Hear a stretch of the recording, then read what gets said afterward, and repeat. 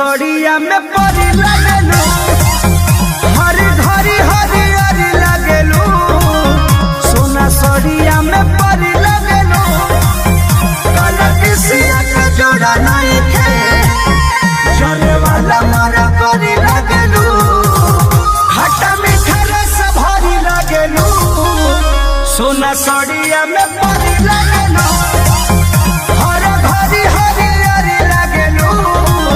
सोना सड़िया में परी लगेलू।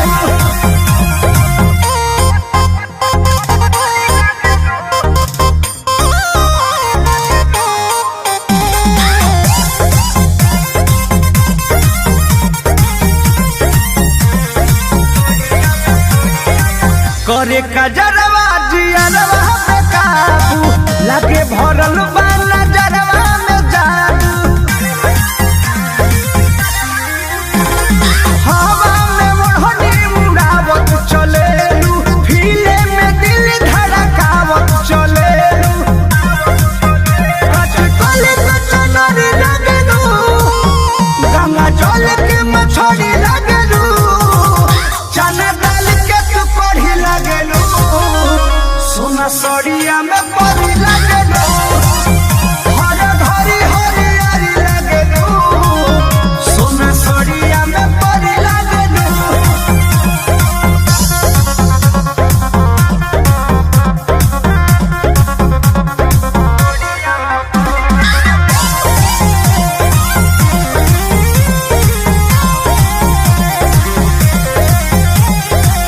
ऐसन ढाबा की कह दे बुघाही, ए जन जियते मचही तबाही। सुना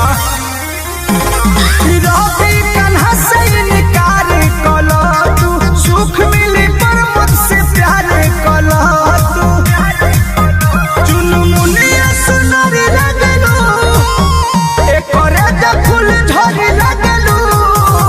हीरा मोती के शिकारी लगेलू, सोना सड़िया में परी लगेलू, हरी घरी हरी हरी लगेलू।